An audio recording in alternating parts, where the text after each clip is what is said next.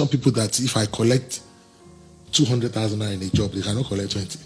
They're riding bigger cars than I am riding. How is that possible?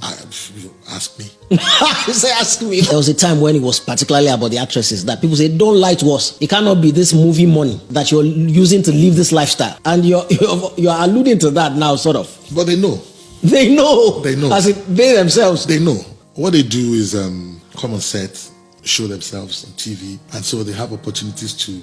No way. That's no way. Okay, you're just sharing that one. No way. No. They don't have anything in their account. They know. Somebody who had a lot of clout on social media came out and actually defended them. Said that, no, I know these actresses. They're my friends. They work hard. All this money that they are making from their movies. There are no extracurricular activities and so on. It's not true. It's not true. It's not true. It's not true. Going to big parties and spraying money, collecting bills and spraying. When you get back home,